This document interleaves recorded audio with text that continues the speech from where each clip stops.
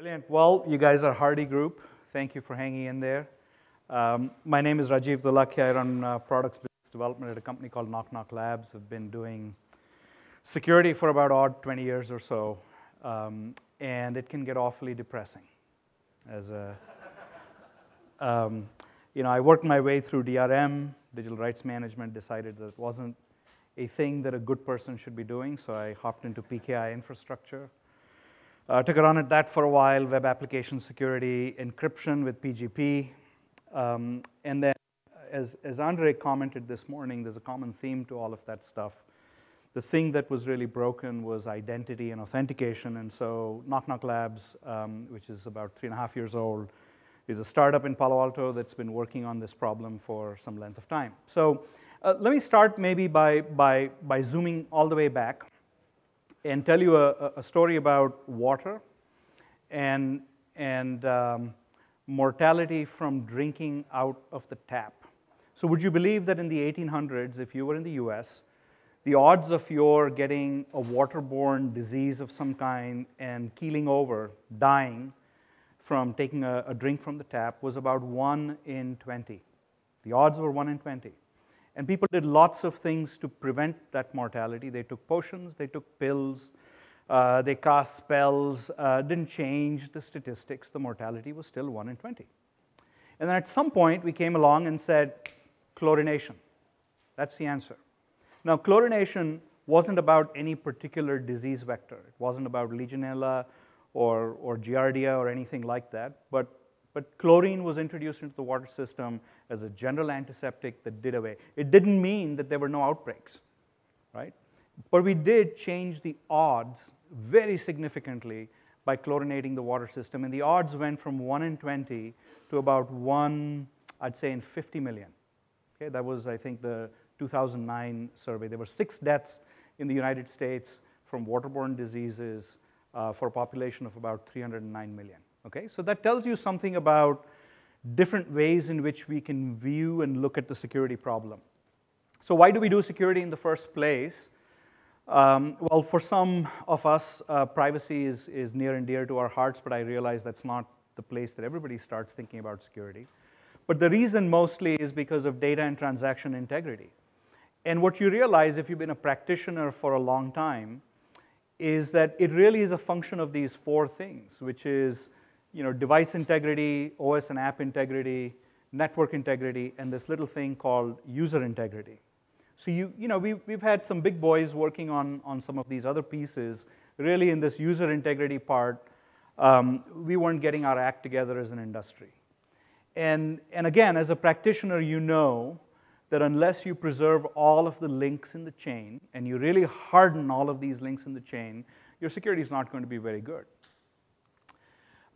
So where's the state of user integrity today? I think sadly it's based on symmetric shared secrets, and they tend to be things that allow for scalable attacks, a little bit like the kinds of epidemics that happen when something bad goes into the water system and you're not chlorinated. So whether it's fear, fraud, or frustration, all the good stuff that we've done with two-factor authentication hasn't really made a dent. We're still dinking around with penetration of strong authentication in most cases in the enterprise, which is probably the most homogeneous place that you'll ever find, maybe 15%. Okay? If you go out to the consumer use case, it's nil for practical purposes. So if you really want to change the equation a little bit, we've got to do something different. And so this is a handy little diagram that I've showed here pretty much the last 3 years. And it's a way that I try to disambiguate the identity problem as a whole, because there are many layers to it. There's the identity proofing down at the bottom, which is, hey, do I give this guy an account? How do I manage him? What privileges do I give him? How do I provision, deprovision him? What happens when the credentials I give him are lost and he comes back and says, give me a new one? And then there's authentication, there's federation, then there's the user perception of using a single credential to navigate multiple online experiences. So I think, and this is my thesis, this is why we started Knock Knock Labs, was because we felt like this authentication business really was the equivalent of chlorination. And I think, as you know, you've heard some people talk about strong authentication. You've heard discussions about hardware-based two-factor authentication. You've heard a little bit about risk-based authentication in some of these areas. You've heard whispers of things like machine learning. And I used to work in AI, so I know a little bit about that space as well. And you know, that's probably about 3 to 5 years away. In the near term, there's some interesting stuff going on and interesting possibilities in the strong authentication. So we'll zoom in on that a little bit. So if you were going to build an authentication stack for strong authentication on what are fairly ubiquitous mobile devices, what do you have to play with? And I apologize for the eye chart, but think of it this way. The first step is you got to harden the device. If your hardware has no integrity, there's no point in the layers above really doing much. And so people have been at work doing lots of interesting things about jamming crypto engines into the hardware, you know, putting device certificates and keys to ensure integrity of whatever bootstraps upstream, putting secure elements in those, creating things called trusted execution environments, all of which are telling you that this is the hardware that you expected. There's a layer above which has mostly been focused on isolation, which is hardening the OS, but in addition, really trying to make sure that these apps don't meddle with one another. And then the last layer of defense is filtering what goes onto the device. And if you haven't looked at Adrian's presentation on Android Safety Net, take a look, because it's a beautiful enunciation of all of the work that goes on behind the scenes to keep you safe. And Apple does an equivalent job as well. App stores, et cetera, are all a part of that stack. So we have 3 layers of the stack in which to build these defenses. And you know, here are some integrity mechanisms that I'm not going to spend a ton of time on, but they're all essentially saying, how can I ensure that some sensitive piece of code that I'm running isn't subject to tampering through another piece of code that's also running at the same time? And so whether it's a trusted execution environment or a secure element or a TPM, these are all integrity mechanisms that allow you to do the same thing slightly differently with different scopes in many instances, and then things that you do to harden the OS. And then obviously you're going to go try and harden what you're doing with the OS, with the apps as well. And then finally you're down to the user if you've managed successfully to navigate all of those things. And really there are 2 problems there. One is the identity proofing problem. As somebody said earlier, you know, all those hacks with Apple Pay weren't really hacks associated with the core authentication process or the protocol. They were hacks really associated with that identity proofing, which is when they were provisioning that credential for the first time, somebody didn't do a good enough job of proofing the customer. This is probably the most interesting slide. Most of you carry around a thing with an ARM processor in your pocket somewhere. And it has these wonderful, amazing isolation capabilities to allow you to take an arbitrary piece of code and be able to run it in a manner that other things cannot tamper with. Not just your crypto code, not just your you know, little bits of sensitive OS cruft. You can take an arbitrary piece of code and you can put it down there and have it be isolated from other apps that are running there. Okay, so why are we talking about all this? The reason is that security ultimately is this linkage. And you have to attack each of these layers. And if you're going to build something in the authentication space and you're going to have it survive the test of time, it better be able to span all of these. So how are we doing? Well, here's 2 interesting examples that might have rolled out. And I realize most of you are software folks that may or may not know or work at the hardware level. But here's something interesting that happened in 2014. PayPal launched a fingerprint-based payment system. Apple launched their Apple Pay. And what's common to both of these launches is a very interesting use where a network infrastructure service of some kind was talking to a device and its operating system and interacting with hardware in an interesting way to get assurances and integrity of a type and a fashion that hasn't been seen before. And this has been offered by people that say, well, look, if you want to integrate into Apple Pay, here's the process, and you get to use all of that magic mechanism for free. If you want to accept payments using fingerprint sensors on that Samsung Galaxy device, here's the API, go integrate into PayPal, and you get all of that plumbing that has been built, all of that integrity for free. So that's an interesting thing, right? And you might say, well, okay, that's Apple, that's PayPal, I'm just an ordinary enterprise, what can I do? So, there is this thing called Fido. Brett McDowell, who's sitting up here front, I think has a session on the main track tomorrow to talk a little bit more. But what is Fido? So here's the simple tutorial.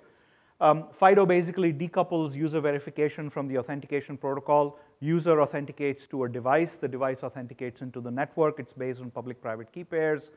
There's a unique public-private key pair per site interaction, so it has some non-linkability, some interesting privacy properties, because the biometrics, if they are used, are local, but you can use anything. You can bring a wearable to the device and tap it. All of these ultimately plug into the system. So that's Fido. There is a nonprofit. It's an alliance. They're collaborating on a set of standards. They're doing specification production. They're doing certification and interoperability for implementations that are emerging for this. But here's what's interesting, which is Fido allows you and has been designed to mitigate different classes of attacks. And again, I apologize for the eye chart, but here's the simple way to read that eye chart, which is there are scalable attacks and there are non-scalable attacks. And really, if you're a security person, the ones you want to worry about first are the scalable attacks, right? If your lens for a security solution is about what I call the hammer and wrench attack, right, then you have the wrong perspective. Start with trying to remediate the scalable attacks, and what Fido is beautifully designed to do is to prevent a lot of those scalable attacks. And then depending upon the implementation, it can give you protection against some of these other layers as well in the system. So, when you're thinking about authentication, in Fido there is a concept called authenticators. These authenticators are different methods of authentication. Why? Because there's no one size fits all. Some people prefer to have a dongle. Some people prefer to have a phone and something that they buy. We are not going to solve that problem. But Fido as a system was designed to allow these different things to plug in. And what's interesting is that Fido allows you to cut across different security profiles, and all of these different security profiles give you protection and mitigation to different classes of attacks. And so at the very high end of the system, you've got something that basically says, I'm going to take authentication, and I'm going to put it in a tamper-resistant area of the system and be extremely hardened to any kind of attack except maybe the user coercion attack, right? Which is I'm gonna hit you with a $5 hammer until you do the transaction for me. Okay? So other than that, by the time you get up to the high end of this, you've pretty much made authentication something very robust and very scalable. So here's 3 examples. You've got something that you can build out of a secure element, whether it's a USB key or a wearable or a bracelet of some kind. You can take something more complex like a fingerprint biometric matcher, and you can run it in the trusted execution environment, or you can take a simple pin-based authentication that has the underlying public-private key pairs, but run it entirely in software. And you can run them all on the same basic protocol that's been designed there. So here's what's really happening behind the scenes. And here's what I want you to take away, which is we have a very unique opportunity to build a trusted platform for authentication, right? And so what you're doing there is you're really trying to move all the way through the system, hardware integrity, OS integrity, app integrity, network integrity, user integrity, and pull all of those into one simple system, one protocol that from an end user's perspective, an app developer's perspective, is simply an API call. Okay? So this is the promise, and that's the opportunity. And here's what's happened over the last year in case you haven't been watching. Qualcomm started to ship Fido support and Snapdragon chipsets starting in December. So they've actually got some bits that operate the crypto and the keys way down with their chipsets. Microsoft declared support. You heard Alex earlier talking a little bit about that in Windows 10. Google said, well, we're not quite ready there with the whole Fido stack, but we want to support it by standardizing some of the APIs and let the operating system start to step up to some of its responsibilities for providing better authentication surfaces. And they're adding a biometric API, largely for fingerprint sensors at this point, and bring the system keychain to play with some of the feedback that we've given them about the kind of integrity that's required from the OS to do this. Apple itself is not a member of Fido, but obviously they've designed a pretty nice system with Touch ID and system keychain to do some of this stuff. So support in the fabric, if you will, is seeping in. The fabric's getting strengthened. I always get the question, gee, how many FIDO-enabled devices are there? And I'd like to say, here's cause for optimism. There's a lot of them.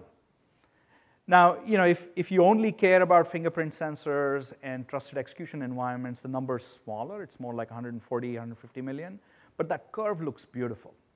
Today, if you want to do public-private key pair-based authentication on a mobile device, those are the numbers, right? That's what you can address today out there. And here's someone who's done a fantastic job of pulling it all together. Most of you are familiar with entity Docomo. It's a very forward-thinking carrier with a reputation for innovation throughout the world. They're based in Japan. And in May, earlier this last month, they launched FIDO-based services using a number of different modalities of biometrics across a number of different devices, and with this kind of chipset support.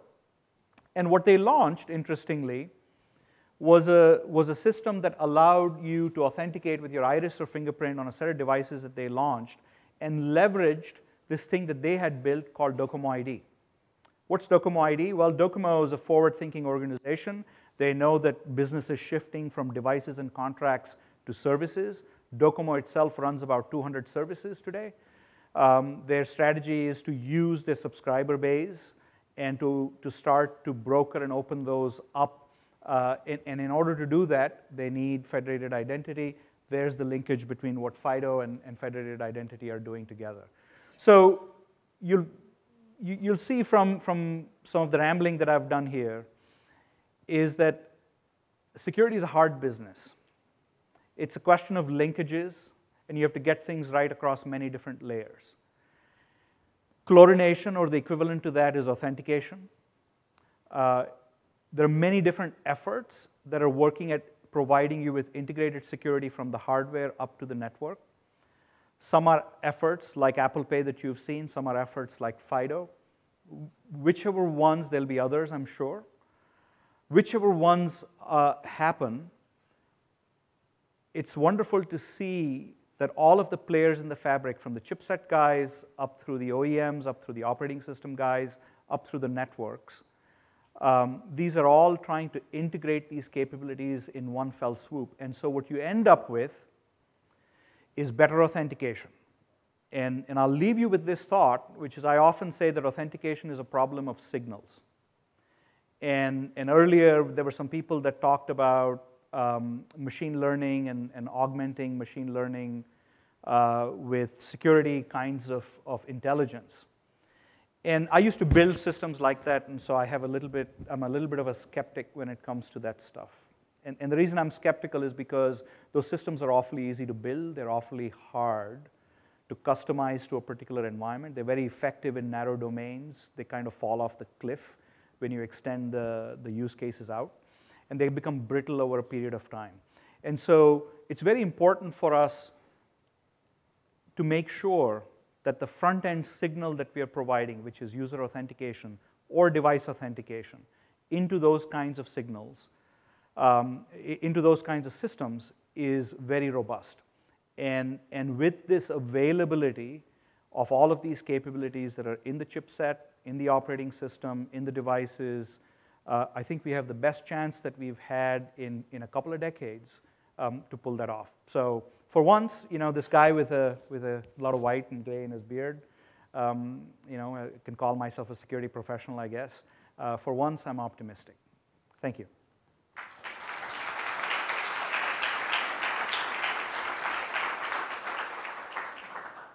Any questions for Rajiv? Do you agree with his optimism?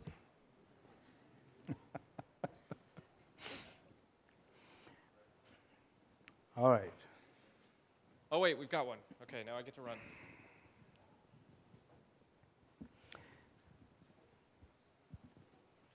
You mentioned that the alternative mechanisms for authentication that were mentioned earlier were fragile. Some of the learning mechanisms and so on. Could you expand on what you're referring to? Yes. So I started my career in AI in the mid '80s, and we built a lot of AI systems that were based on Bayesian learning, on heuristic systems, truth maintenance, machine learning. Most commercial systems were basically a melange of those techniques, and we were very hopeful about the efficacy of those systems. And then at some point when we created those systems and deployed them at scale, we learned very quickly that these things are very domain specific, and every domain has different signals. So every use case is going to come with a different unique set of signal characteristics. And what you're looking for is anomalous patterns. And those patterns aren't always the same when you shift from one domain to the other. So thinking that there's some kind of universal machine learning AI solution is bogus. So then you can say, well, okay, is there some base common set of themes across? And when you ask people that question, they'll most often throw out things like location. And I say, okay, great, that's one signal. What's the other one?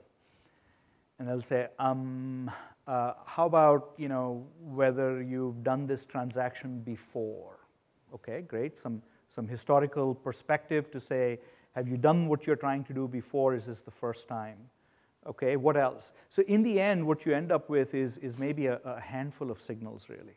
You're not really looking at a very complex landscape. This is not computer vision. You're not trying to recognize cats in all their glory across the internet, right? This is a much simpler problem. And the variability in those signals right now across different domains is just too high for me to believe that somehow every enterprise is going to run its own machine learning system. I think we are a few years away from that. I am a believer in signals, though, right? And I think there are times when augmenting strong signals with other weaker signals may be helpful for you to make decisions, rational decisions, risk-based decisions about what you want to do. Whether I'd call those things machine learning or not, I don't know. I'm not there yet. I think that there's a simpler set of problems that we can work on. So the thing that I learned from an AI perspective, the reason why I disparage these things just a tiny bit, is because I think you're sometimes much better off boosting the strength of one signal so that you don't have to do such complex computation that's not always reliable. Because remember, all those machine learning systems are going to give you at the end is a score. And they're going to say, you do with it what you will. And so the problem still ends up in your hands, and what you're looking for is something a little bit more definitive. And so a lot of my learning and a lot of what I've invested in as a result of what I've learned is to say, well, let me go work on boosting the strength of those signals as much as I can. That doesn't mean that it obviates these other signals, but really the way to solve this problem is by boosting that core signal itself.